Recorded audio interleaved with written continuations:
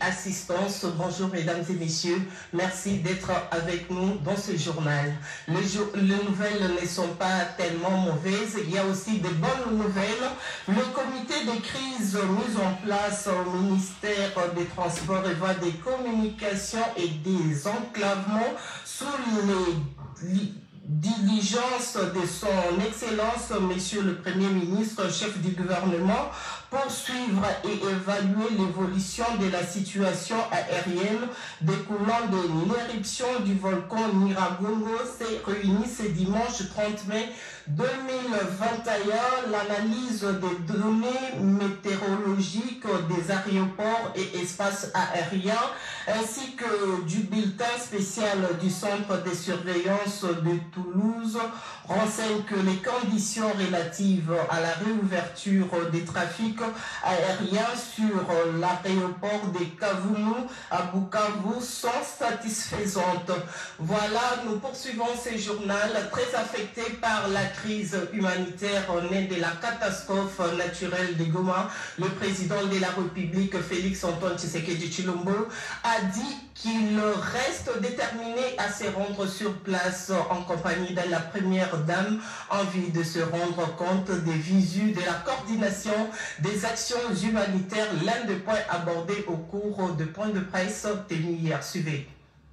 Dès les premières heures qui ont suivi l'éruption volcanique de Nyiragongo, le président de la République, Félix Antoine Tshisekedi Tshilombo, a dépêché une forte équipe gouvernementale à Goma pour suivre de plus près la situation. D'heure en heure, le chef de l'État était au courant de l'évolution du sinistre causé par le volcan. Les 8 membres du gouvernement, accompagnés du Premier ministre Samuel Kondé, ont fait la restitution au garant de la nation, qui s'est aussitôt présenté devant la presse pour donner les réponses à la crise humanitaire née de la catastrophe naturelle de Nyiragongo. Mesdames et messieurs de la presse, l'heure est grave, certes, mais pas désespérée. Je commence d'abord par exprimer toute ma compassion et ma solidarité au peuple de Goma, ces compatriotes de l'Est qui n'ont pas cessé d'être victimes de beaucoup d'exactions, parfois des groupes armés et maintenant même de la nature elle-même. Je tiens à dire ici que la situation est certes grave, mais elle est contrôlée.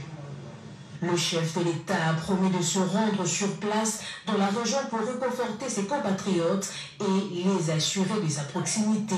Dès que les aéroports seront ouverts, celui de Goma, peut-être celui de Kavumu, le premier qui sera ouvert dans la région, va me permettre de me déplacer en compagnie de la première dame. Parce que je tiens à aller me rendre compte de visu de l'organisation de cette prise en charge de nos compatriotes, mais également de leur apporter réconfort et soutien et de leur dire que le Congo tout entier est avec eux. Garant de la nation, le président Félix Antoine Tshisekedi Tshilombo a lancé un appel de solidarité à l'endroit de la communauté nationale et internationale. Je pense aussi à l'assistance humanitaire. Et là, j'aimerais remercier également toutes ces organisations qui ont manifesté le désir, leur disponibilité même, à venir en aide à nos populations. Et je profite ici pour lancer un appel vibrant à tous nos compatriotes de bonne volonté qui ont les moyens de les mobiliser pour permettre au gouvernement de faire face à cette situation qui était totalement imprévue. Il y a certes un budget qui va être dégagé pour faire face à cette situation, mais les dons des uns et des autres seront également les bienvenus pour venir en aide à nos compatriotes. La population congolaise fait bloc avec le chef de l'État dans la gestion de la douloureuse épreuve que traversent nos compatriotes de Goma. Dans les prochains jours, cette ville va retrouver son rayonnement habituel. La candidature de la République démocratique du Congo comme membre non permanent du Conseil de sécurité des Nations Unies a été présentée hier par le chef de l'État aux ambassadeurs et chefs des missions diplomatiques accrédités à Kinshasa. Devant les ambassadeurs et chefs de mission diplomatiques réunis dans la salle de congrès du Palais de la Nation, le président de la République, Félix-Antoine Tshisekedi Tshilombo, a réaffirmé la candidature de la République démocratique du Congo en tant que membre non permanent du Conseil de sécurité des Nations Unies pour l'exercice 2022-2023. Membre à part entière des Nations Unies, depuis les premières années de l'indépendance, la République démocratique du Congo, qui préside actuellement l'Union africaine, ne manque pas d'arguments pour briguer sa candidature pour ce poste qui revient à l'Afrique centrale. Cela fait 3 mois que la République démocratique du Congo assume avec éclat la présidence de l'Union africaine. Nous faisons de notre mieux pour assurer le leadership en ces temps difficiles, mais aussi porteur d'espoir pour l'Afrique et le monde entier. Étant consciente du rôle géostratégique important qu'elle joue pour le maintien de la paix et de la sécurité internationale, c'est avec humilité et détermination que la République démocratique du Congo rappelle au monde qu'elle se situe au cœur de l'Afrique et au cœur de l'Afrique centrale et à la jonction des 4 Afriques, du Nord, du Sud, de l'Est et de l'Ouest. Avec ses richesses et sa population, la République démocratique du Congo dispose de tous les atouts, tant naturels qu'humains, lui permettant de devenir un moteur pour le maintien de la paix et de la sécurité internationale. La conservation de ces forêts tropicales est d'une importance vitale pour le climat mondial. Concernant le volet paix et sécurité, la RDC est plus que motivée pour un impact significatif et indéniable dans le monde. Félix-Antoine Tshisekedi Tshilombo présente la RDC comme un ardent défenseur du multinationalisme et de gouvernance mondiale avec au centre le système des Nations Unies qui servent à unir les efforts de la communauté internationale en vue de maintenir la paix dans le monde. J'ai l'honneur de réaffirmer la candidature de la République démocratique du Congo pour un siège non permanent au Conseil de sécurité des Nations Unies pour la période 2022-2023. En tant que membre élu du Conseil de sécurité des Nations Unies, la RDC défendra fermement l'efficacité et l'égalité. Mon pays soutiendra et fera pression pour des consultations 3+1 inclusives et significatives entre le Conseil de sécurité, le secrétariat des Nations Unies, les pays hôtes des opérations de maintien de la paix, ainsi que les pays contributeurs de troupes et de police, pour assurer l'unité d'efforts et un engagement commun envers les mandats de maintien de la paix. Prévention et lutte contre le terrorisme, environnement et changement climatique, femmes, jeunesse et développement, justice, droits de l'homme et démocratie, ce sont là les autres axes convaincants du discours du chef de l'État, Félix-Antoine Tshisekedi Tshilombo, aux ambassadeurs et chefs de mission diplomatique des pays qui devront porter haut la candidature du pays de Lumumba comme membre non permanent du Conseil de sécurité des Nations Unies pour la 3e fois de son histoire après les tentatives de 1981 et celles de 1991. Ils ont laissé leurs habitations pour vivre à Saké dans les territoires des Massissi. Ces compatriotes du Nord Kivu ont besoin d'assistance. Le gouverneur militaire de cette province vient de poser son geste social. Suivez. Un homme militaire du Nord Kivu est allé à la rescousse des sinistrés de l'éruption du volcan Nyiragongo, basé à Sake en territoire de Massissi, c'est à une vingtaine de kilomètres de la ville de Goma. Le lieutenant général Constant Dima, très épris de la situation humanitaire désastreuse de ces populations déplacées, a apporté une assistance du gouvernement composée essentiellement de vivres et non-vivres, des produits pharmaceutiques et 120 mètres cubes d'eau potable pour soulager tant soit peu ces patriotes en détresse. Dans son adresse à la population, le lieutenant général Constant Dima a fait attendre que le danger est encore là. Il faut être patient et prudent, a-t-il martelé. Nous devons être vigilants, patients, parce que nous n'avons pas la décision. Ce sont les indications des scientifiques qui nous orientent. Alors il faut nous élever toujours aux indications, les prévisions, tout ce que l'OVG doit nous communiquer. C'est là où nous étudions au niveau politique pour apporter les choses à la population. Le message est bien lancé, le danger n'est pas encore décrété, la prudence, la patience. Nous avons amené 120 mètres cubes de vivre et non-vivre. Et demain, Madame Mija, il vient de changer tout à l'heure, vous avez vu, on aura encore à discuter pour voir comment intervenir pour les handicapés et les malades. Le même convoi, même plus que ça, est déjà vers Kibumba. Vous pouvez même poser la question là-bas. Une autre mission similaire est celle conduite par le vice-gouverneur de Nord Kivu à Kibumba, dans les territoires du Nyiragongo. C'est aussi à une vingtaine de kilomètres de la ville de Goma. Kibumba a également accueilli plusieurs déplacés de Goma. Le commissaire divisionnaire Romy Ekouka Lipopo, lui aussi, a remis au nom du gouvernement plusieurs tonnes de vivres et non-vivres, ainsi qu'une bonne quantité d'eau potable. Quoi qu'il en soit, les populations en évacuation devront encore attendre l'appel du gouverneur du Nord Kivu avant de retourner dans leur domicile. Au nom de la population, le chef de la chefferie de Baoundé, le Mwami Nicolas Kalinda, a choisi le mot juste pour remercier le gouverneur militaire pour ses gestes de charité envers les déplacés en détresse. Et cette population qui était à Sake, parce que toute la population avait pris la direction, presque toutes les directions, les uns sont partis vers Kichanga, d'autres vers Massissi, et d'autres vers Ngungu, mais aussi une grande partie aussi était partie vers Bukavu, en empruntant la route Sake, Bweremana, Minova, jusqu'à Bukavu. Et cette population a besoin d'une aide. Mais surtout ici à Sake, où presque 80% de cette population est cantonnée.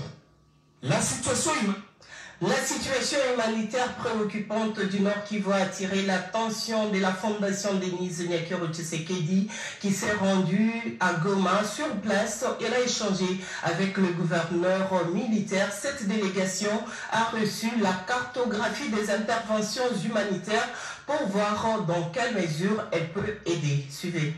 La situation humanitaire préoccupante au Nord Kivu attire l'attention de plusieurs partenaires. Dans le souci de résorber cette crise humanitaire, le gouverneur militaire du Nord Kivu, le lieutenant général Constant Dima, a conféré avec une délégation de la fondation Denise Nyakero qui a fait le déplacement de Kinshasa pour Goma. Les membres de cette délégation ont reçu la cartographie des interventions humanitaires en province du Nord Kivu dans l'optique d'assouplir la souffrance des populations déplacées à la suite de l'éruption du volcan Nyiragongo. La fondation Denise Nyakero s'est mobilisée pour apporter son assistance, comme l'a dit Bienvenue Ilambo, conseiller en communication de la première dame de la RDC. En plus de présenter nos célébrités, nous sommes venus voir au nom de la fondation quels sont les besoins urgents auxquels nous pouvons apporter des réponses. Et donc nous sommes satisfaits de la réunion avec le gouverneur qui a mis en place une commission pour apporter une réponse aux besoins humanitaires qui se présentent. Et donc nous avons pris note avec la commission. Elle nous a donné une cartographie, en tout cas des besoins urgents. Et voilà, nous nous préparons pour appuyer déjà la réponse gouvernementale et provinciale à ces besoins humanitaires pressants.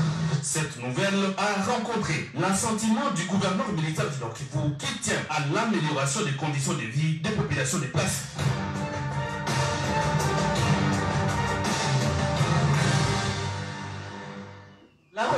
démocratique du Congo et les Fonds monétaires internationaux viennent de conclure l'accord sur le programme du pays. Le président de la République, Félix Antoine Tshisekedi Tshilombo, a eu une réunion avec une délégation du FMI par visioconférence. En début de semaine, le chef de l'État a présidé et président de l'Union africaine a prononcé un discours à l'occasion du 50e anniversaire de l'Organisation de l'Unité africaine. Aujourd'hui, Union africaine, noté 58e anniversaire, la synthèse de la semaine du président avec Ivan Bessoumou.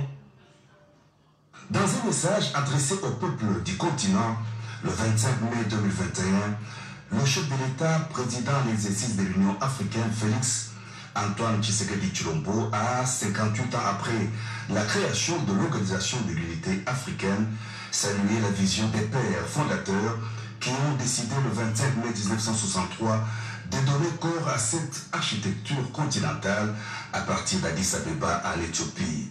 L'Organisation de l'Unité africaine, aujourd'hui l'Union africaine, était destinée à rassembler les peuples africains pour faire face aux défis qui les attendaient au lendemain de la décolonisation.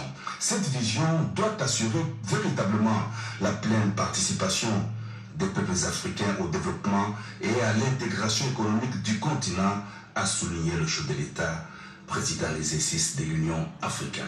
Les contrats d'investissement signés entre l'Égypte et la République démocratique du Congo entrent dans leur phase d'exécution.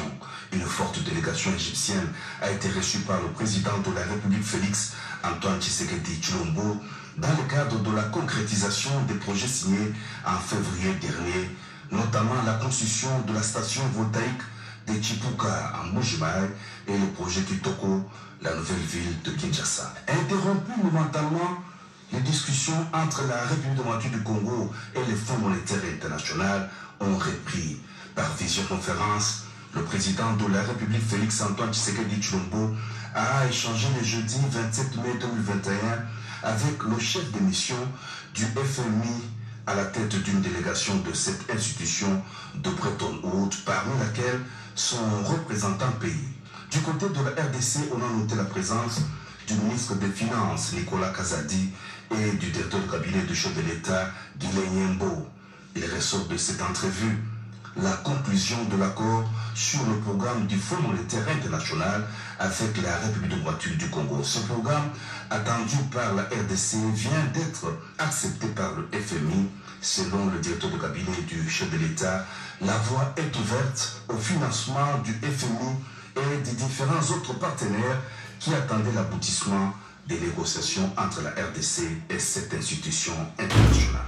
Une année vient de s'écouler depuis la mort de Charles Kilocho, le président de la République, père de la nation, Félix Antoine Tshisekedi Tshilombo, qui avait marqué de sa présence les obsèques de ce cadre de la direction de communication au sein du cabinet du chef de l'État, est venu assister à la messe d'action de grâce dite en sa mémoire à la paroisse Sainte-Anne dans la commune de la Gombe le vendredi 28 mai 2021. Dans son homélie, l'abbé Camille Moulumba a salué la présence du chef de l'État dans l'église en dépit de ses multiples charges. Après avoir imploré la grâce de l'Éternel pour le repos de l'âme de l'illustre disparu, l'officier du jour a convié l'assistance réunie autour du président de la République à avoir une pensée pieuse à l'endroit des frères et sœurs du Nord Kivu victimes de l'éruption volcanique du Nyiragongo à Goma et à présenter les condoléances aux familles des disparus.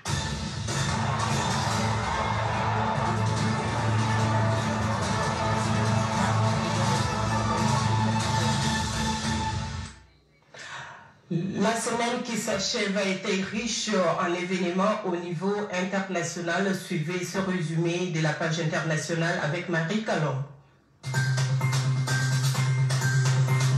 Semaine macabre au Nigeria, une quarantaine de corps repêchés et plus d'une centaine disparus et seuls 20 passagers retrouvés vivants après un naufrage sur le fleuve Niger dans le nord-ouest du Nigeria où un bateau a chaviré le mercredi dernier. Ce navire en bois en mauvais état transportait à son bord 180 passagers, soit le double de passagers autorisés selon les autorités locales.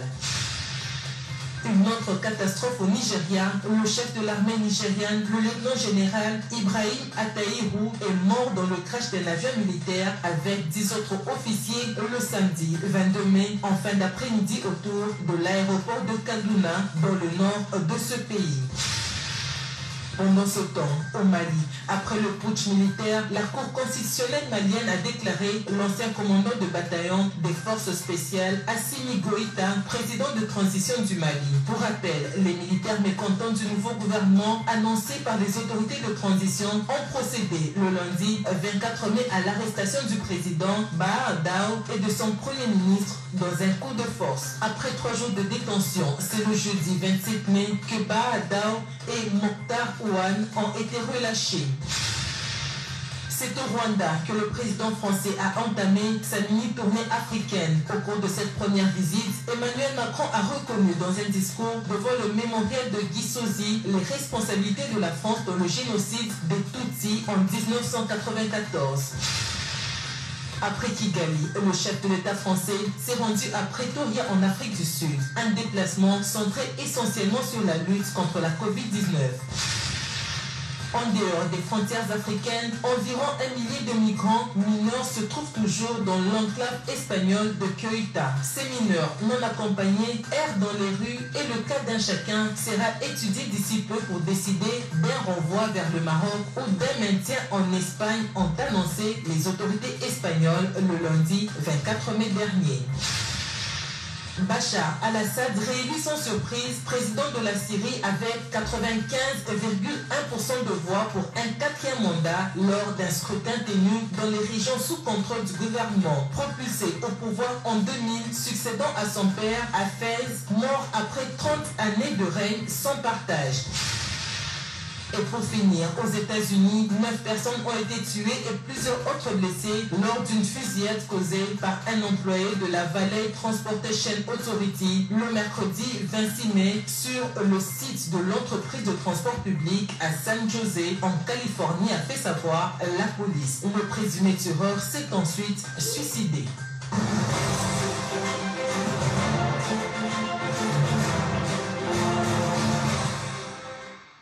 J'ai évoqué à l'ouverture de ce journal la ville de Tshikapa, chef-lieu de la province du Kasaï, risque d'être effacée de la carte de la RDC et pour cause d'exploitation illicite des diamants par les creuseurs artisanaux dans les quartiers résidentiels au vu et au su des autorités provinciales. C'est un dossier de Franklin Chamala. La ville de Tshikapa, chef-lieu de la province du Kasaï, est en voie de disparaître sur la cartographie de la République démocratique du Congo. Pour cause, l'exploitation illicite de diamants par les creuseurs artisanaux dans des maisons d'habitation et d'autres sites se trouvant en pleine ville tels que Kabouatou, Sokajik, Kamakonde, où cette exploitation se passe à ciel ouvert aux grandes dames des autorités provinciales qui gardent un silence de cathédrale. Conscients de jouer pleinement les rôles qui est le leur afin de stopper cette hémorragie, les acteurs de la société civile du Kasaï montent au créneau et condamnent l'exploitation illicite de diamants en plein centre-ville de Tshikapa. Gilbert Ngoï, de la nouvelle Société civile et bonne gouvernance. L'exploitation illicite de diamants dans la province du Kasaï, particulièrement dans la ville de Tshikapa, c'est un fait vrai. Un fait vrai parce que nous avons eu à les constater, non seulement à une seule fois, mais à plus d'une fois. C'est vrai qu'il y a des creuseurs clandestins qui essayent de profiter dans des ravins, ainsi de suite. Mais là où c'est vraiment inquiétant, c'est lorsque on voit ou on assiste à cette exploitation en pleine journée. Et c'est là en présence même de certains services chargés de faire respecter la loi. Maître Corneille Mbombo Mungendo, président du cadre de concertation provinciale de la société civile du Kasaï, formule ici ces différentes recommandations à l'endroit des autorités provinciales. Une grande exploitation s'est faite ici à Djiboumba 1, où il y a plusieurs sites d'exploitation. Et cela, c'est encouragé par l'autorité et ceux qui ont aussi les titres, qui se disent des titres d'exploitation en pleine vie. Donc, Nous disons que c'est en pleine ville, non seulement à Libumbanga, mais il y a aussi à Kélé et au centre et dans d'autres endroits où on est en train d'exploiter.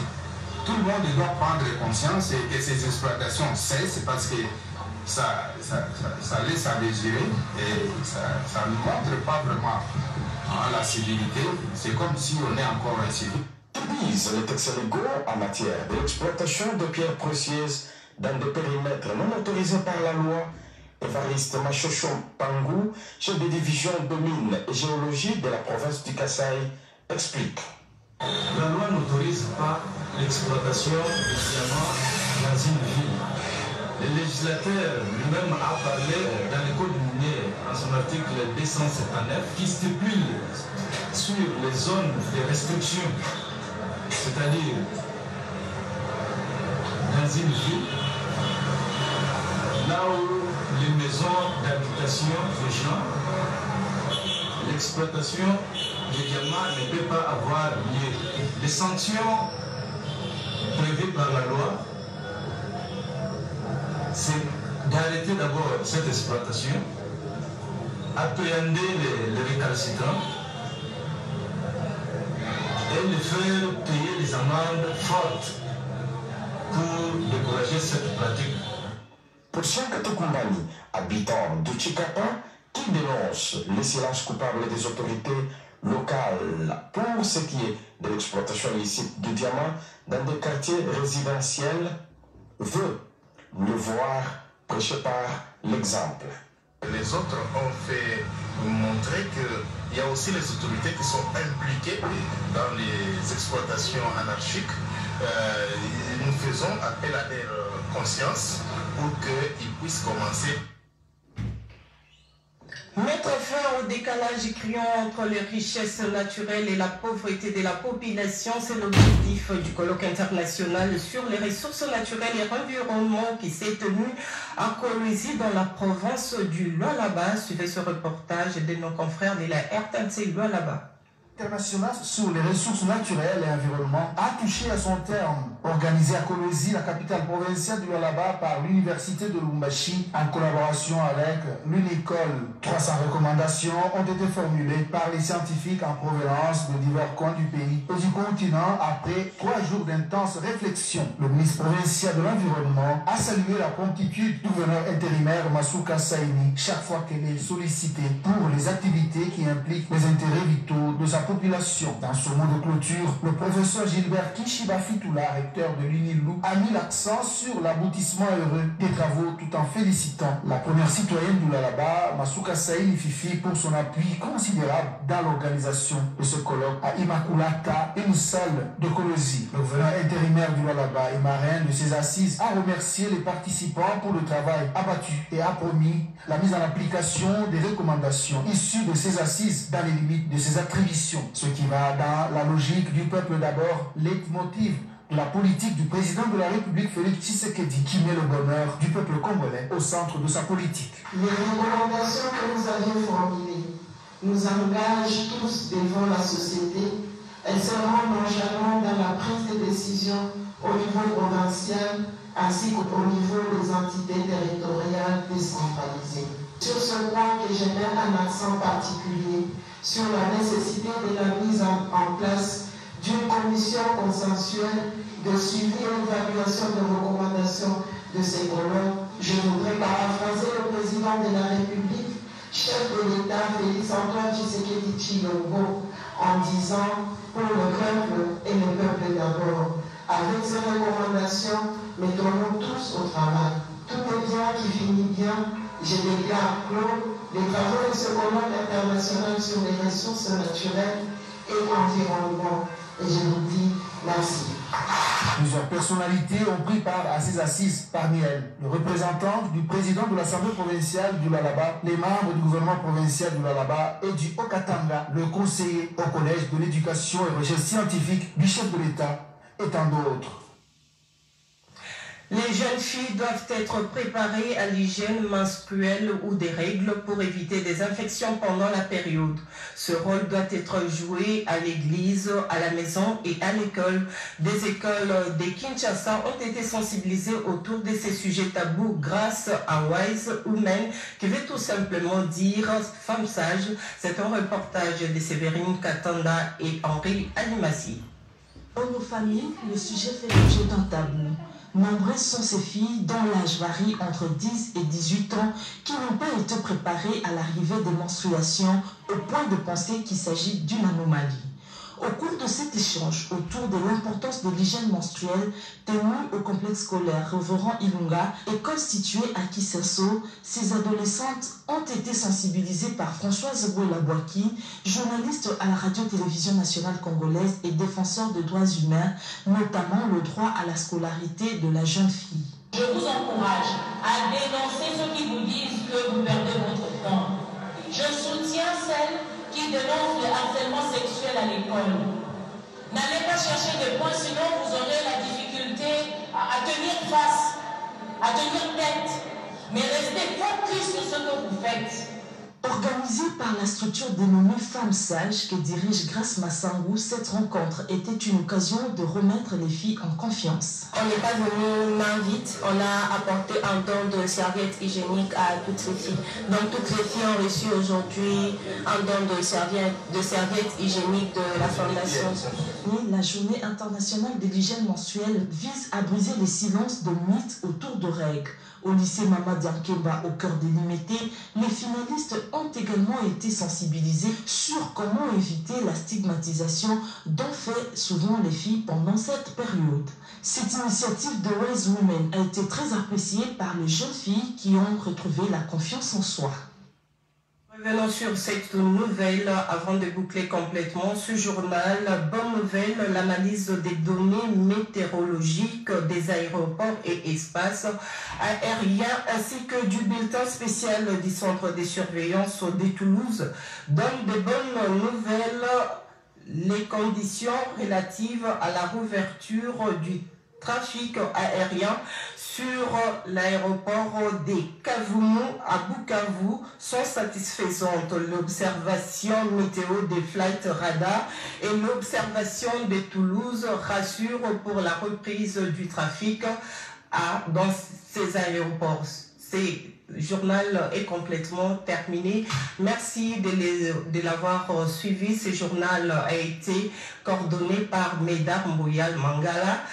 Nacha Kumpava l'a réalisé. Restez donc branchés sur la télévision nationale congolaise. Merci et au revoir.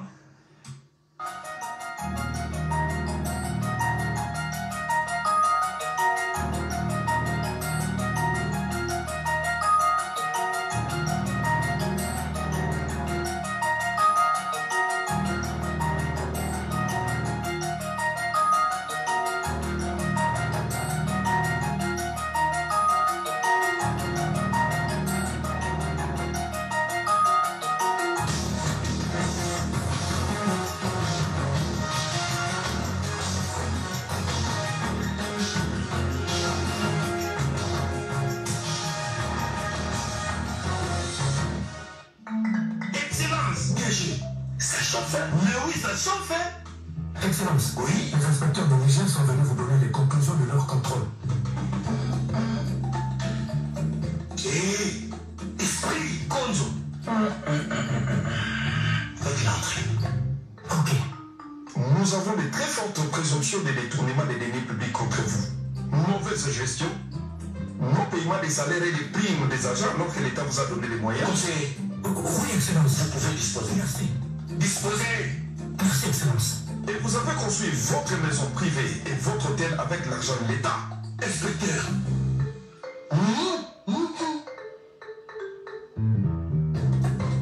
C'est la famille. On peut toujours arranger. Et je peux encore l'ajouter, madame. Vous aggravez votre cas, Excellence. Le rapport sera transmis au parquet. Madame, le linge sale, c'est dans votre famille. Le parquet vous attend, monsieur. Inspecteur, bolimbisaka te état des droits. mama monwe. Le tribunal vous reconnaît coupable du détournement des deniers publics et vous condamne à 20 ans d'emprisonnement ferme sans possibilité de libération conditionnelle. Le tribunal ordonne la confiscation de tous vos biens et vous interdit l'exercice de tout mandat politique au public pendant 10 ans après l'appurement de votre peine. Avez-vous quelque chose à dire? Monsieur le juge, est-ce que votre tribunal va frapper tous ceux qui m'ont poussé à voler? À chacun son tour. Le tribunal ordonne votre arrestation immédiate. Policier, exécuté.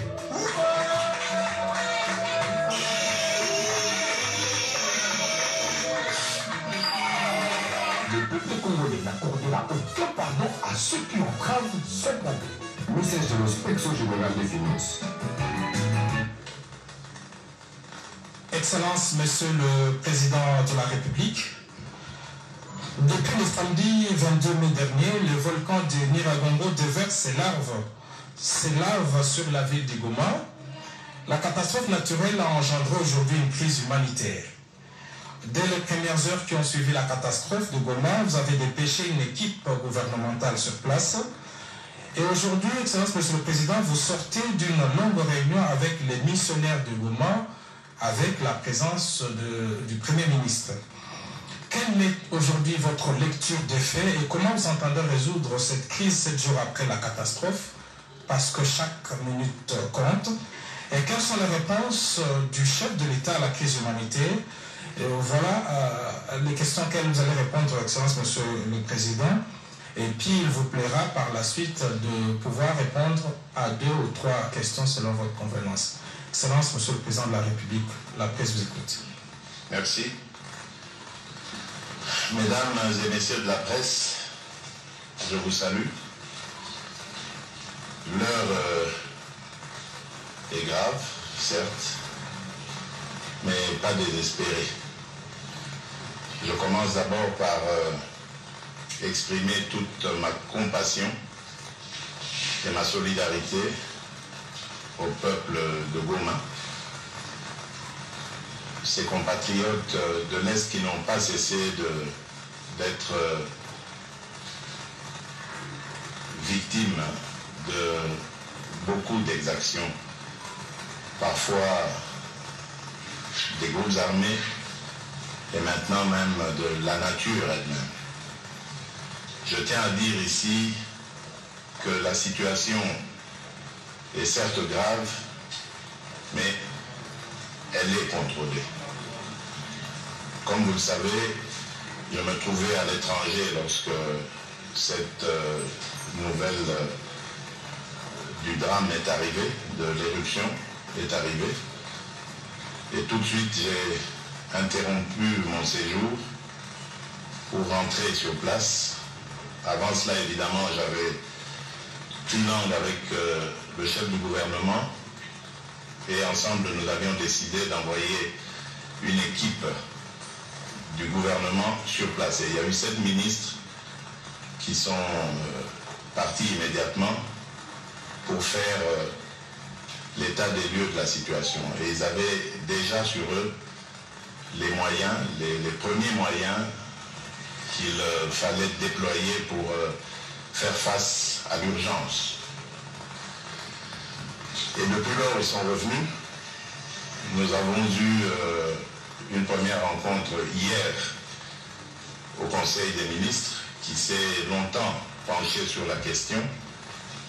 Et aujourd'hui, j'ai voulu les rencontrer pour qu'ensemble, nous voyions quelles sont les mesures qu'il faut prendre pour faire face à la situation. Et donc, je voudrais, avant de passer à l'explication de ces mesures, attirer l'attention quand même des uns et des autres sur le fait que l'heure n'est pas à la manipulation, comme on le voit dans les réseaux sociaux, ou au règlement de compte en utilisant des mensonges, de la manipulation politicienne. dans le but de faire passer le gouvernement comme n'ayant pas le contrôle de la situation. Ce que nous avons eu comme réunion aujourd'hui, et hier même au Conseil des ministres, a démontré que nous avons le contrôle de la situation. Et donc, qu'est-ce qui se dégage après ça? Tout simplement qu'il y a d'abord des déplacés, nous constatons, suite à cette éruption. Il faut expliquer que ces déplacés sont partis parce qu'il y a eu une situation inédite. D'abord, l'éruption elle-même n'a été prévue par aucun observatoire au monde. C'est une situation inédite. Il y a eu une polémique sur l'observatoire vulcanologique de Goma, mais cette polémique n'a pas lieu d'être. Personne n'a vu venir cela. Ça arrive. Ensuite, il y a eu une coulée de lave souterraine qui a ouvert la porte à plusieurs hypothèses. Toutes ces hypothèses mettaient en danger la vie de nos compatriotes de Goma. Et donc, il fallait absolument qu'ils évacuent la ville, parce que leur vie était en danger. Et très sincèrement, je préfère avoir des difficultés à prendre des populations en charge plutôt que de voir ces populations être décimées par une catastrophe naturelle parce qu'on n'a pas su anticiper. Donc, voilà pourquoi ce qui se passe n'était pas prévu et donc ne pouvait pas se passer comme dans le meilleur des mondes. Il fallait bien réfléchir avant de prendre le taureau par les cornes et c'est ce que nous sommes en train de faire. Il y a aussi le fait que ces déplacés sont partis dans plusieurs directions et beaucoup d'entre eux ont été reçus soit dans leur famille, comme ceux qui sont allés à Bukavu, à Rutshuru, peut-être même à Sake aussi, soit par des familles de bonne volonté, des familles hospitalières, et je tiens vraiment à remercier tous nos compatriotes pour cette solidarité. Et c'est très difficile donc, vous comprenez bien, dans une situation pareille, d'avoir le nombre exact de sinistrés pour pouvoir organiser une prise en charge qui soit efficace. Donc, voilà pourquoi il y a eu un temps qui s'est passé. Mais aujourd'hui, nous pouvons dire que nous sommes en voie d'identifier le nombre de victimes et de pouvoir commencer à déployer. Et ça a déjà commencé à Sake d'ailleurs, où des camions-citernes contenant de l'eau potable ont été envoyés ainsi que des vivres. Maintenant, il faut aller sur les autres sites, Rutshuru, Kibumba, Masisi et même Bukavu, où on parle de à peu près 15 000 personnes qui sont arrivées depuis hier. Donc vous comprenez que la situation est sous contrôle, elle est certes grave, mais elle ne nous échappera pas. Ensuite, il y a la problématique du retour de ces déplacés. Et pour moi, d'ailleurs, c'est la chose la plus délicate. Parce que le jour où ils vont revenir, il y en a qui se retrouveront sans logis. Il y en a qui se retrouveront sans nourriture. Il y en a qui seront malades. Donc, ça aussi, ça nécessite une anticipation. C'était aussi le but de cette réunion. Et dès que ce sera possible,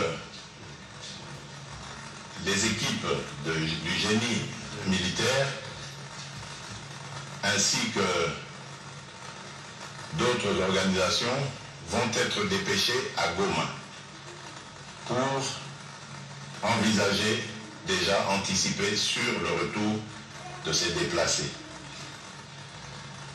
Et c'est peut-être à cette occasion-là dès que les aéroports seront ouverts, celui de Goma, peut-être celui de Kavumu, le premier qui sera ouvert dans la région, va me permettre de me déplacer en compagnie de la Première Dame.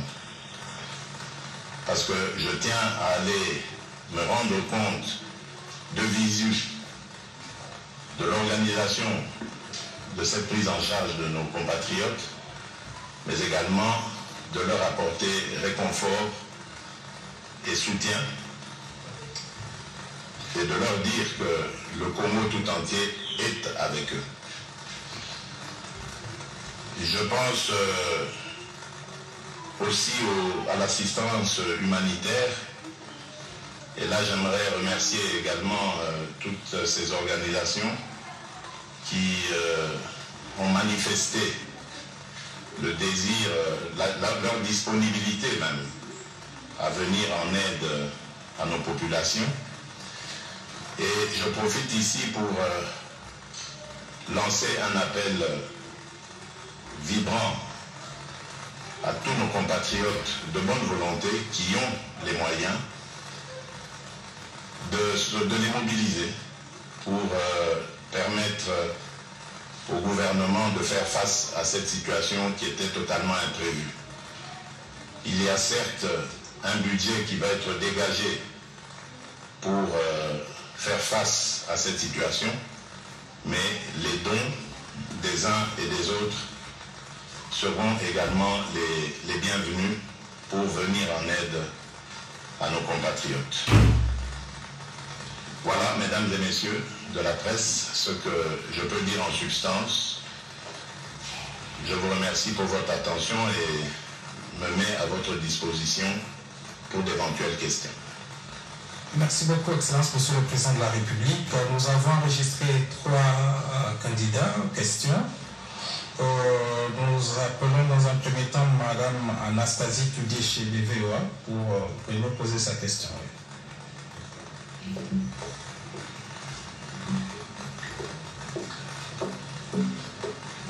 Bonsoir, Monsieur le Président. Bonsoir, madame. Nous avons tous à l'esprit ces images absolument poignantes de femmes sur les routes, marchant, qui portant des bidons d'eau, qui portant des enfants, parfois les deux.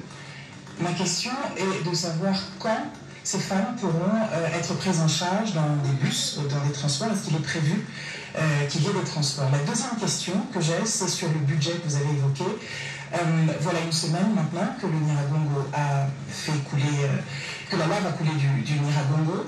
A-t-on une idée chiffrée, une estimation chiffrée des dégâts que cette catastrophe naturelle a causés et du coup des besoins que le Congo a dans ce domaine? Merci. Merci. Avant toute chose, vous devez savoir, comme je l'ai dit, que la situation était totalement inattendue, imprévue. Il n'y a aucun observatoire au monde qui a su prévenir cette calamité. Et donc, nous demander de mettre déjà des véhicules à la disposition des populations qui se meuvent, c'est très très difficile. Même si sur le plan privé, il y a eu quelques personnes de bonne volonté qui sont venues en aide à une partie de la population, le gouvernement n'a pas encore l'étendue complète de la situation. Et donc c'est pour ça que nous visons les sites sur lesquels se trouvent déjà les déplacés. C'est très difficile de savoir à ce stade combien sont encore en cours de déplacement. Donc il vaut mieux assister ceux qui sont déjà sur place. Vous avez parlé de budget. Il y a un budget qui a été dégagé. Les moyens, vous savez, on les prévoit, mais on n'est pas toujours sûr qu'ils suffiront. Voilà pourquoi, en plus de ce que nous allons déployer, le Premier ministre nous le dira, parce que je vous ai dit, nous attendons encore certains inputs. le Premier ministre le précisera, et croyez-moi, il y aura une transparence à la fois au niveau du budget qui sera dégagé, mais également de la gestion, c'est-à-dire de ce qu'il en sera fait. Il n'y aura pas de problème de ce côté-là.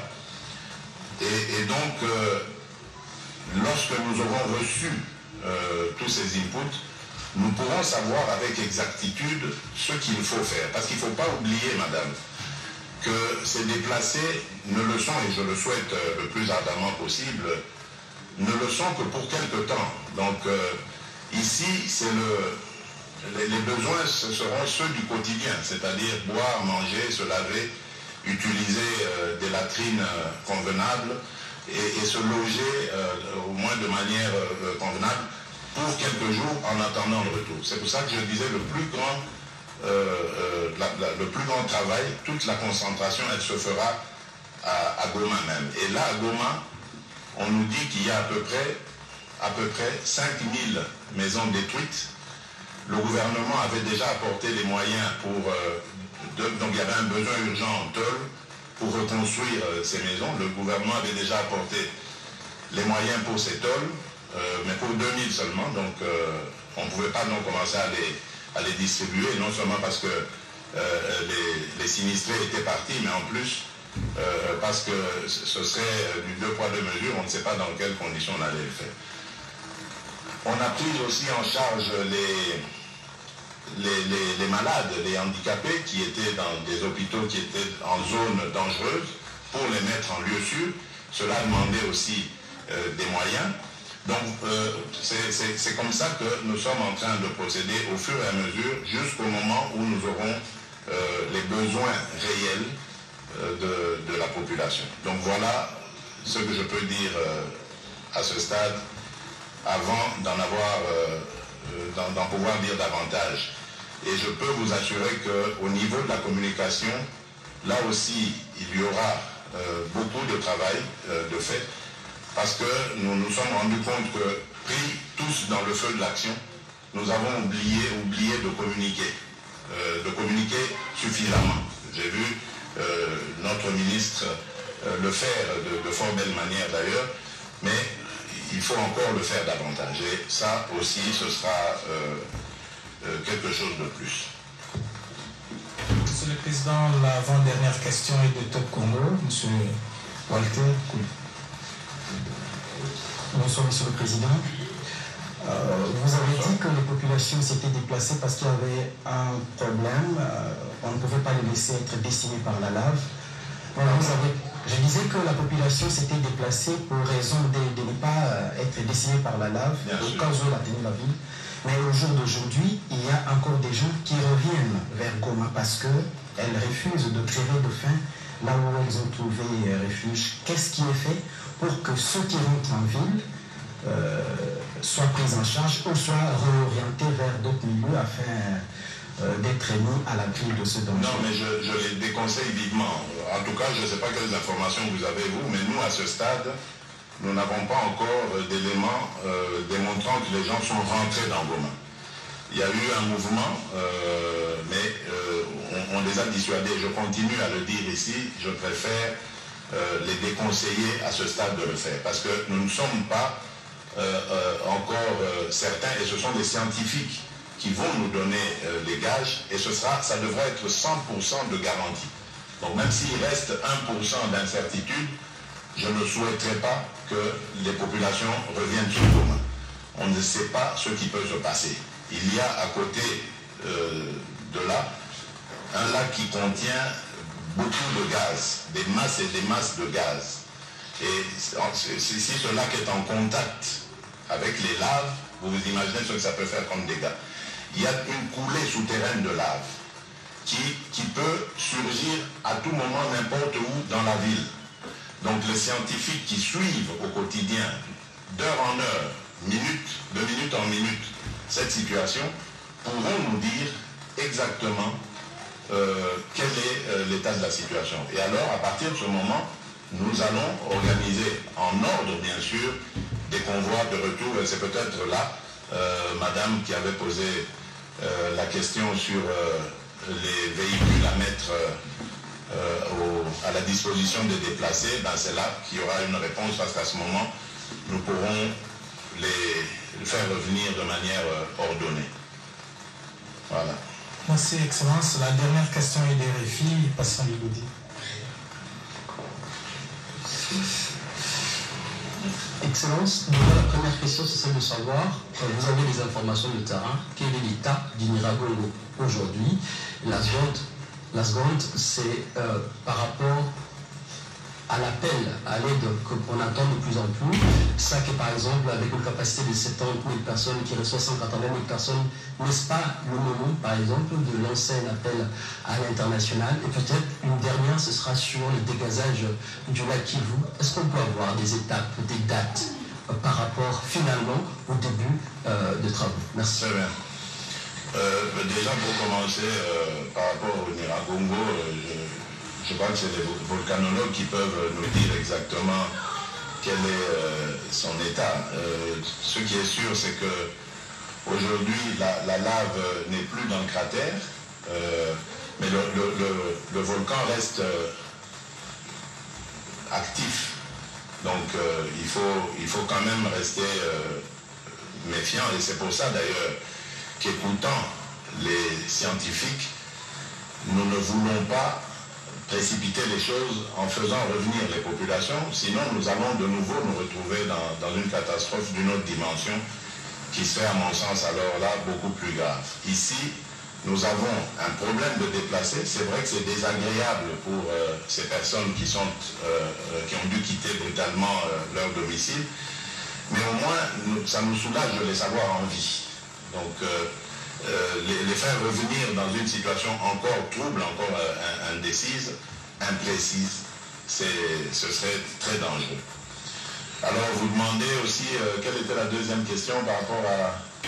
L'appel à l'aide internationale. L'appel à l'aide internationale, mais je crois que j'ai parlé des humanitaires qui demandent absolument avoir les autorisations pour débarquer à Goma, mais le problème c'est que ces aéroports sont inopérationnel. Donc c'est le cas aussi pour moi.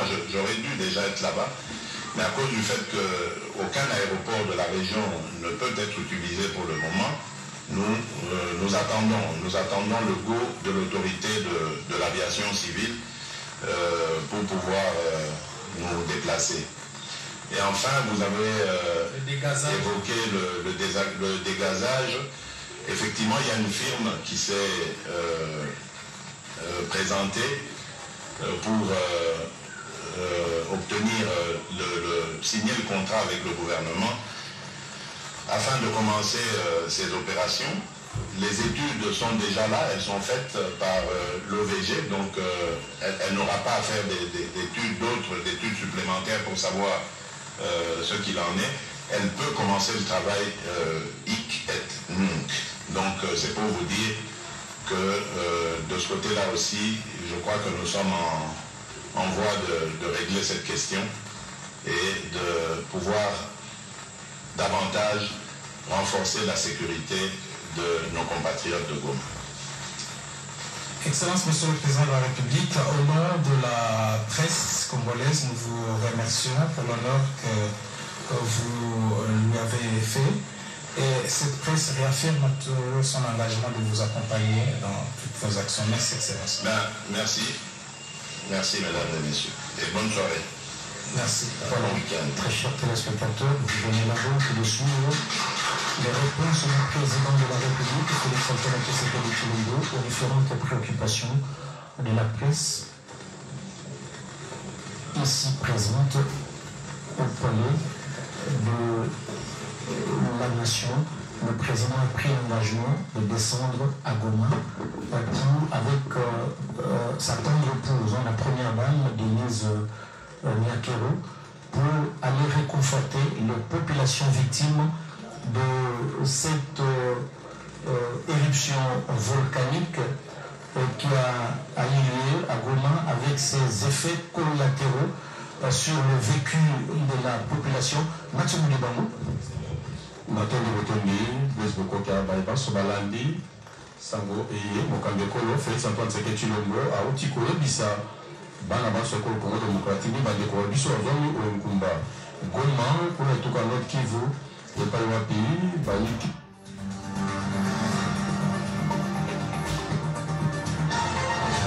Compte rendu de la 5e réunion du Conseil des ministres.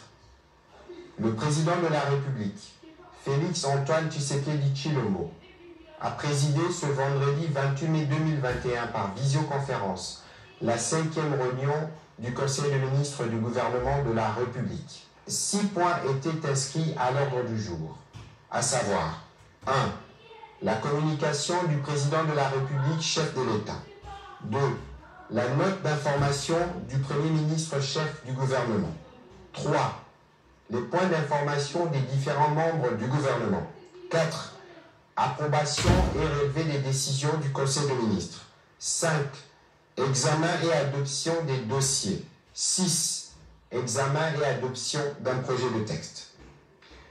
De la communication du président de la République. La communication du président de la République, chef de l'État, a porté essentiellement sur la situation qui prévaut dans le Nord Kivu, marquée depuis le 22 mai dernier par l'éruption du volcan Nyiragongo et ses conséquences. Fort touché par ces drames, le président de la République, qui a interrompu son séjour à l'étranger pour suivre de près cette situation, a demandé au gouvernement de redoubler d'efforts pour une meilleure prise en charge de la situation humanitaire. Il a exhorté à poursuivre les efforts pour préserver la sécurité et le bien-être de la population sur les différents lieux d'accueil. En outre, il a instruit le gouvernement à mettre fin à toute forme de tracasserie telle que dénoncée par les populations en cours des déplacements sur les différents axes dans la province du Nord Kivu. Tous ceux qui seront désignés comme responsables de ces écarts seront immédiatement et sévèrement sanctionnés. Il a formulé les vœux de voir le gouvernement créer un service public de protection civile et de prévention de catastrophes pour permettre à la République d'avoir le cadre approprié qui lui permet de prendre des précautions en amont et d'orienter ses interventions sur le terrain. À propos des risques qui pèsent, notamment sur le lac Kivu, il a chargé le ministre des Hydrocarbures de tout mettre en œuvre pour entrer en contact avec l'opérateur désigné devant entamer les travaux de dégazage du lac Kivu et du golfe de Kabono. Sur le plan sécuritaire, le président de la République, chef de l'État, commandant suprême des forces armées de la République démocratique du Congo et de la police nationale congolaise, a salué les efforts constants de nouvelles autorités militaires dans les provinces de l'Ituri et du Nord Kivu pour vaincre l'ennemi. Il a demandé au gouvernement de saisir le Parlement pour obtenir la prorogation de 15 jours de l'état de siège permettant à nos officiers de continuer les déploiements de leur plan. 2. De la note d'information du Premier ministre chef du gouvernement. Pour sa part, le Premier ministre chef du gouvernement a centré sa note d'information sur la gestion par les gouvernements de l'éruption volcanique du Nyiragongo. De manière chronologique, il a rappelé chaque action entreprise par le gouvernement depuis la survenance de cette catastrophe le samedi 22 mai 2021 dans la soirée. De la décision d'activer le plan de contingence au soir de l'éruption à celle de déplacer provisoirement les habitants des quartiers faisant partie de la zone rouge de la coulée de lave, le Premier ministre chef du gouvernement a évoqué l'impératif de sauver les vies humaines qui a guidé dès le début chaque action du gouvernement.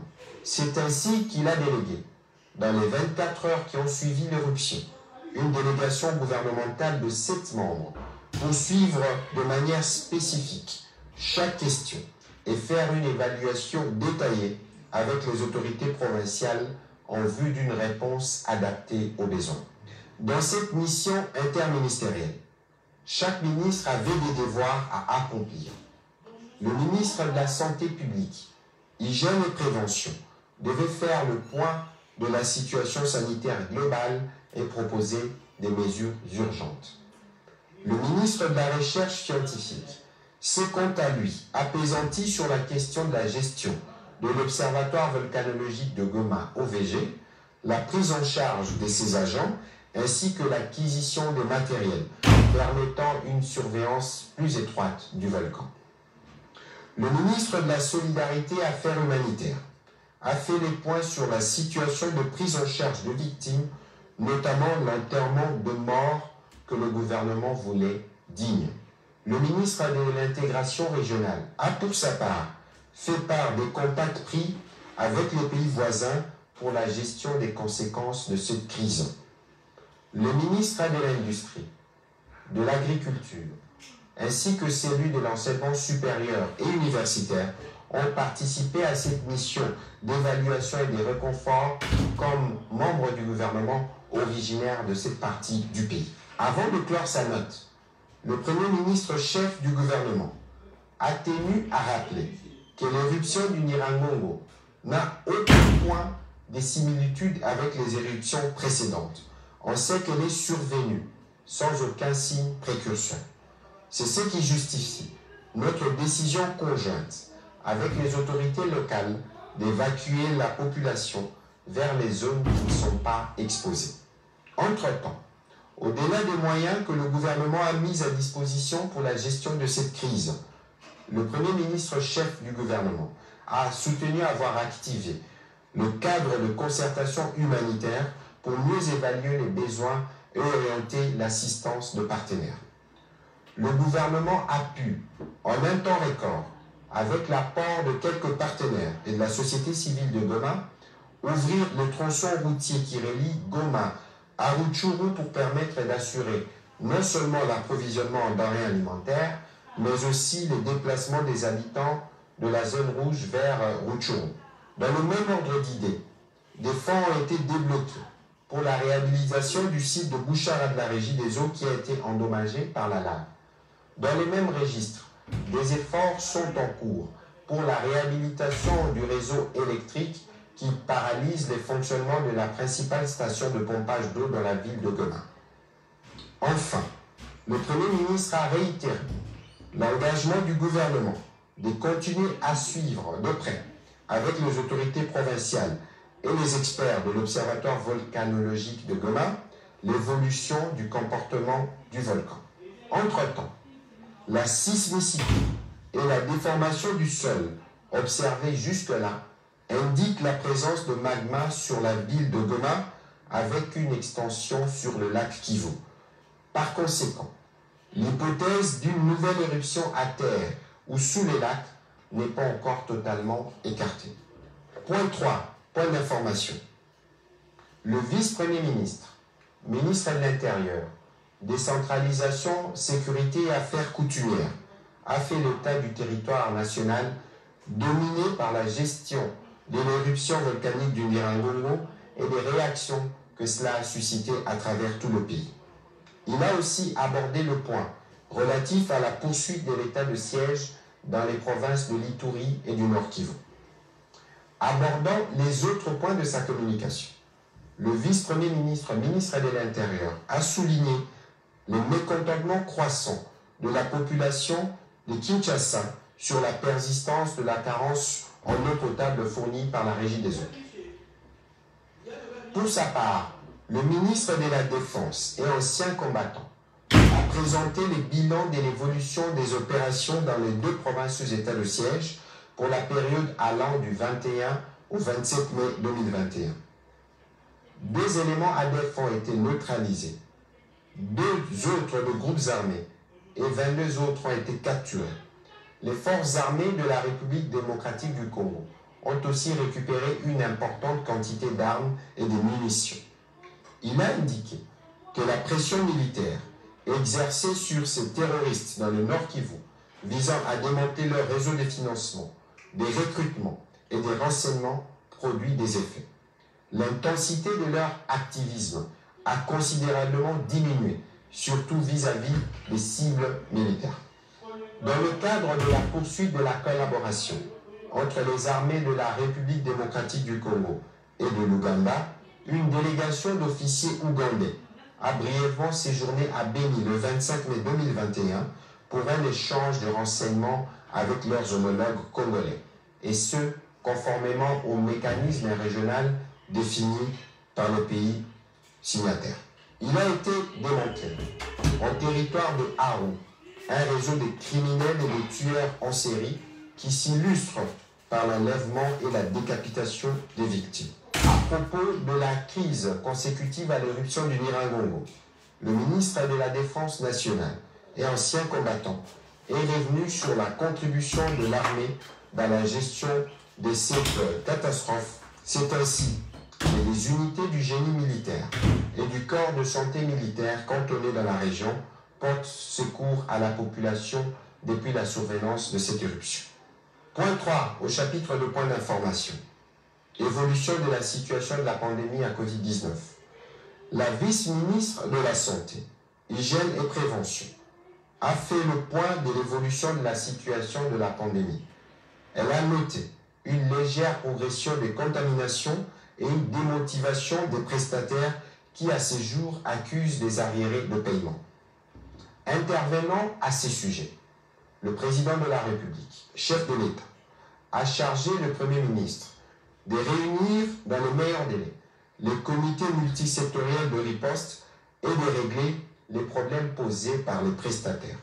Il a demandé au ministre de la Santé de proposer des mesures pour renforcer l'application stricte des gestes barrières. Invité à participer à ce conseil de ministres, le gouverneur de la Banque centrale du Congo a, au point 4, fait point de l'évolution du marché d'échange ainsi que de biens et services au cours de la période du 20 au 27 mai 2021. Sur le marché d'échange, il s'est observé une stabilité avec un taux de dépréciation de 0,7% à l'indicatif et de 0,06% au parallèle. Sur le marché de biens et services, le rythme hebdomadaire des formations des prix inférieurs s'est établi à 0,10% à la troisième semaine du mois de mai, en ralentissement comparativement au taux de 0,12% enregistré à la deuxième semaine du même mois. Quoique stable, l'économie congolaise demeure vulnérable aux éventuels chocs, tant internes qu'externes. La pérennisation de la stabilité requiert la mise en œuvre de certaines mesures dont la poursuite de l'application du pacte de stabilité, la réalisation des engagements pris dans le cadre des négociations du programme avec le Fonds monétaire international et la Banque mondiale et le respect strict du plan de trésorerie du secteur public. Le gouverneur de la Banque centrale du Congo a annoncé l'aboutissement des discussions avec le Fonds monétaire international en vue de la conclusion d'un programme à moyen terme qui permettra, après son approbation par le conseil d'administration, l'octroi d'une facilité élargie de crédit sur 3 ans estimée à 1,5 milliard de dollars américains. Point 5. Approbation d'un relevé des décisions du Conseil de ministres. Le Conseil de ministres a adopté le relevé des décisions prises lors de la 4e réunion tenue le vendredi 21 mai dernier. Examen et adoption des dossiers. Sur ce point, le premier point a porté sur l'évaluation et le suivi des mesures pour la mobilisation accrue des recettes de l'État. Le ministre des Finances a salué l'aboutissement des discussions avec le Fonds monétaire international. Les crédits qui seront dégagés, soit 1,5 milliard, permettront d'assurer, d'une part, un appui à la balance de paiement et d'autre part, des appuis budgétaires. L'absorption de ces montants en 7 tranches sera conditionnée par une revue semestrielle devant permettre aux deux parties de faire le point sur la bonne gestion des ressources mises à disposition. En outre, ces programmes prévoient l'accompagnement des efforts de mobilisation des recettes internes. Ils comptent des réformes de la fiscalité, notamment sur la TVA, les exonérations et les recettes non fiscales. Il prévoit aussi, enfin, l'amélioration de la gouvernance et de la transparence dans les secteurs extractifs. Le ministre des Finances a aussi annoncé Dans le cadre du programme de relance de l'économie mondiale consécutive à la crise à Covid-19, l'octroi d'une enveloppe de 1,5 milliard de dollars à la République démocratique du Congo. Ici, il faut saluer le leadership du président de la République, Félix-Antoine Tshisekedi, en tant que président de l'Union africaine pour avoir pesé dans les débats, notamment au sein du G20, pour obtenir un certain nombre de facilités pour les pays africains. À terme, la République pourra donc mobiliser 3 milliards de dollars. Il a aussi salué la tendance haussière des recettes publiques mobilisées par les régies financières, particulièrement la Direction générale des impôts, DGI, la Direction générale de douane et axes, DGDA, et la Direction générale de recettes administratives, juridiques et domaniales, DGRAT. Spécifiquement pour la DGDA, elle a connu une régression de ses réalisations par rapport à ses prévisions à cause de la paralysie des activités économiques due à l'éruption volcanique du Nyiragongo. Le ministre des Finances a annoncé, à la suite de l'exhortation du Premier ministre chef du gouvernement, faite aux membres du gouvernement au terme du dernier Conseil de ministres, sur l'objectif primordial de mobilisation des recettes publiques, la signature à l'initiative de son collègue des affaires foncières d'un arrêté interministériel pour la bancarisation de toutes les opérations immobilières. Le Premier ministre chef du gouvernement en a aussi profité pour saluer les efforts du ministre des Affaires foncières, de l'urbanisme et de l'habitat et a invité les autres membres du gouvernement à emboîter le pas. Le ministre d'État, ministre du Budget, concluant sur ces chapitres, a appuyé son collègue des Finances et il a insisté sur la nécessité de restaurer la crédibilité du budget de l'État et d'en faire un véritable outil de développement. La note présentée par le ministre des Finances a été adoptée. Point 5, deuxième point. État des lieux de la mise en œuvre de la gratuité de l'enseignement primaire en République démocratique du Congo. Le ministre de l'enseignement primaire, secondaire et technique a fait l'état de lieu de la mise en œuvre de la gratuité de l'enseignement. Il a informé le Conseil des mesures urgentes qu'il a prises, notamment la suspension du secrétaire général de l'enseignement primaire, secondaire et technique, de la nomination d'un nouveau directeur général du service de contrôle et des paies des enseignants, CECOPE, et du recours à l'inspection générale de finances pour auditer le travail qui a été fait précédemment et ainsi mettre fin à tous les soupçons de corruption qui ont failli entacher la portée de cette initiative salutaire pour l'avenir de nos enfants. Un débat s'en est suivi dans le souci de renforcer son action pour la réussite de ce programme pilier du quinquennat.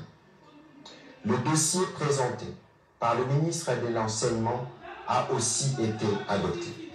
Point 6, enfin, examen et adoption d'un projet de texte. La ministre d'État, ministre de la Justice et garde des Sceaux, a présenté au gouvernement le projet de loi portant prorogation de l'état de siège dans les provinces de l'Ituri et du Nord Kivu. Après débat et délibération, ce projet a été adopté. Prenons la parole pour leur conclusion. Le président de la République, chef de l'État, a exhorté les membres du gouvernement à la solidarité et à la sudité au travail, principalement dans la gestion de la crise qui sévit à Goma.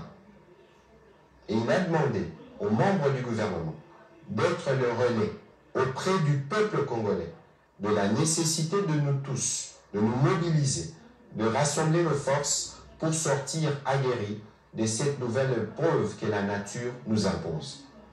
C'est par notre capacité à relever de tels défis que le peuple jugera de l'efficacité de notre action, a conclu les chefs de l'État. Commencé à 11h15, le Conseil de ministres a pris fin à 14h10. Je vous remercie.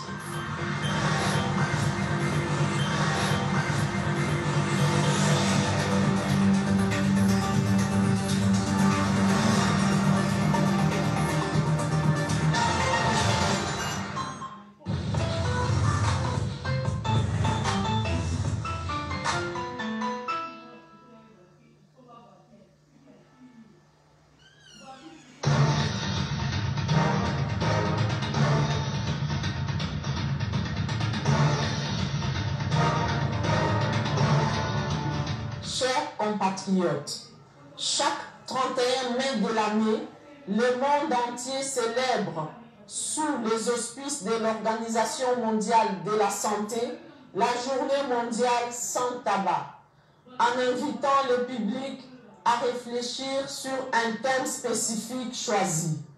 Pour cette année 2021, le thème retenu est « Quitter le tabac ». Chers compatriotes, qu'il me soit permis avant toute chose de rappeler que le monde entier célèbre cette 35e journée dans un contexte particulier où la pandémie à Covid-19 concerne toute la planète. Ainsi, je me fais le devoir de présenter mes condoléances les plus attristées aux familles éprouvées de suite de cette maladie de Covid-19, mettant le monde entier dans un état d'urgence.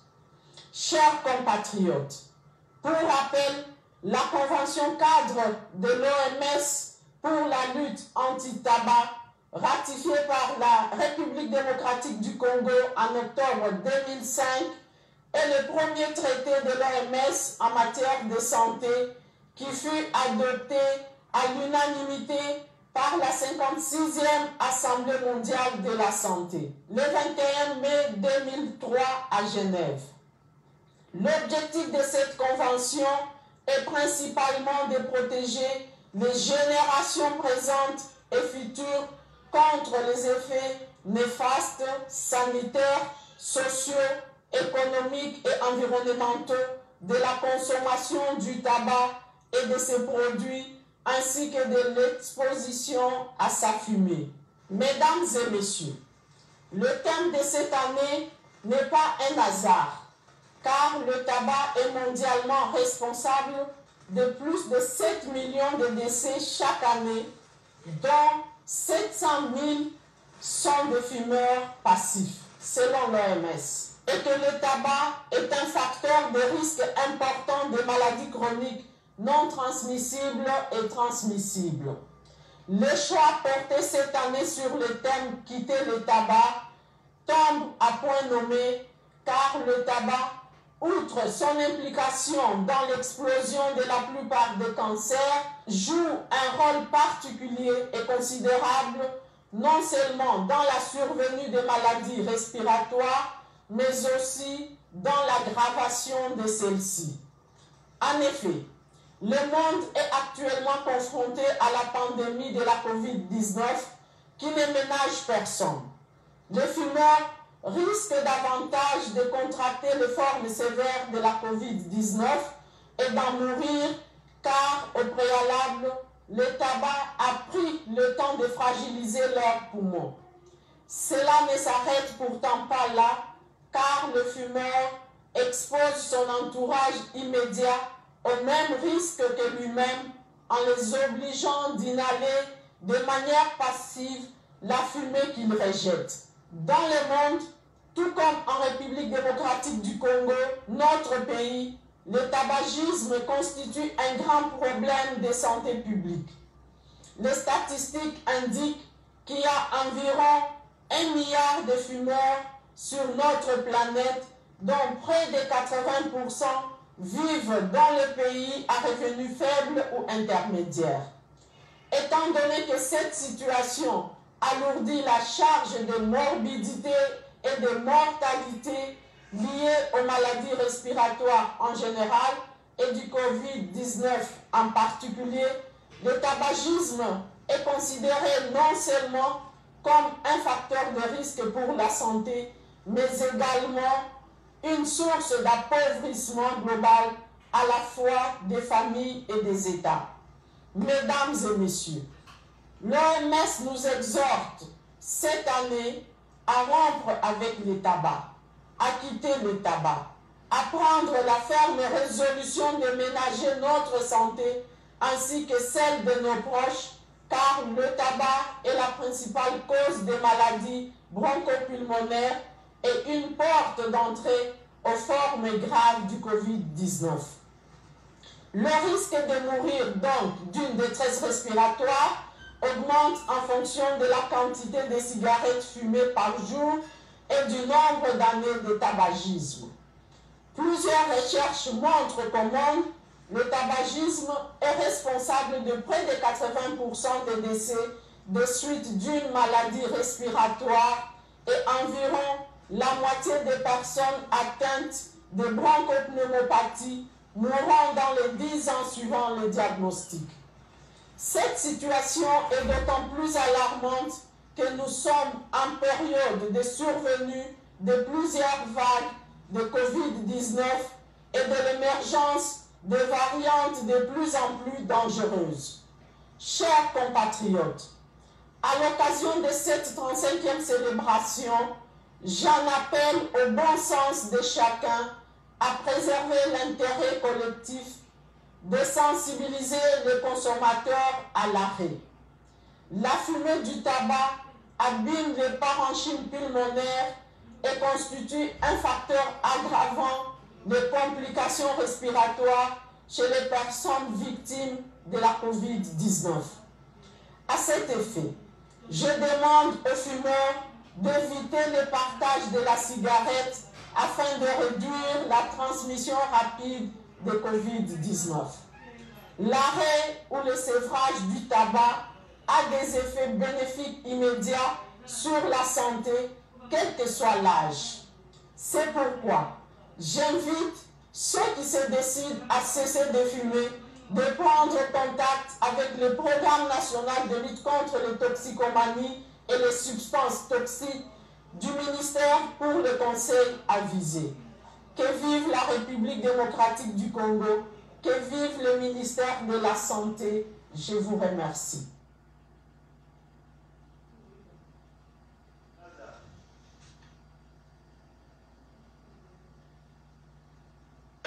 Clément Opango et M. Dedi Emongo, on approfonde l'air d'annoncer aux amis et connaissances, aux croyants du message du temps de la fin apporté par le prophète William Mario Branham aux ressortissants du territoire de Kibombo dans la province du Maniema, le décès de leur fille, leur belle-sœur et mère, Madame Philomène Kitoko Ekumba. Elle est mieux connue sous le nom de Bi Fouraya. Elle est morte le 28 mai 2021 à l'hôpital général de référence à Makala, ex-sanatorium. La levée du corps de la morgue interviendra le mardi 1er juin à Kazangolo et sera suivi de l'inhumation au cimetière moderne chemin du Paradis. Les veillées mortuaires sont organisées en la résidence familiale sur l'avenue Landou numéro 3, prolongement de l'avenue Moukwela, quartier Chanetir, derrière le camp Badiadingi à Mongafula. Entrée véhicule par l'entrée principale du camp et les piétons, c'est par l'arrêt Liboulou, c'est communiqué. Tiens, lui de faire par Messieurs Théo, Blaise Kimbondo Dinganga, prestataire à la RTNC, la famille Dinganga, tous habitants ici à Kinshasa, on approfonde de l'aide annoncée aux ressortissants du Congo central, en général, et particulièrement ceux du territoire de Madimba et de Boma, où les listes disparues avaient suivi ces études à leurs amis de connaissance, le décès de leur très regrettée mère biologique, leur sœur, tante et fille, maman Régine Dinganga Kifuta, Kouloutou pour les intimes, ancienne prestataire à la RTNC. Elle est morte Kouloutou le mardi 25 mai à 14h30 de suite d'une maladie. En attendant le programme des obsèques qui sera fixé dans le tout prochain jour, le corps est gardé à la morgue de Mabanga et aussi DLD se poursuit dans la parcelle familiale sur l'avenue Bossende numéro 38, commune de Kalamou, non loin du marché Mariano. Enfin, la famille Pagna Balanguier, les familles professeurs Kimpesa Bouyou Mouchinga Nestor, Kiseya Mwana et professeur Moussao Kalombo Célestin ont la profonde douleur de vous annoncer le décès de leur époux, leur père, leur fils et frères, Augustin Pagna Balanguier Moukelenge, administrateur du budget honoraire de l'université de Kamina et directeur général adjoint honoraire du groupe scolaire Mo-Amba, doctorant à droit à l'université de Kinshasa. Il est mort le dimanche 23 mai à 1h du matin aux cliniques universitaires de Kinshasa. Voici le programme. Mardi 1er juin, veillée mortuaire à partir de 18h à la résidence du défunt au quartier Kogelos, l'université de Kinshasa, référence terrain Nzengi. Mercredi 2 juin, levée du corps de la morgue des cliniques universitaires de Kinshasa à 9h, suivi de l'enterrement au cimetière de Mbetsek Nouvelle Cité 2 à Mingadi. Ces communiqués tiennent de faire part.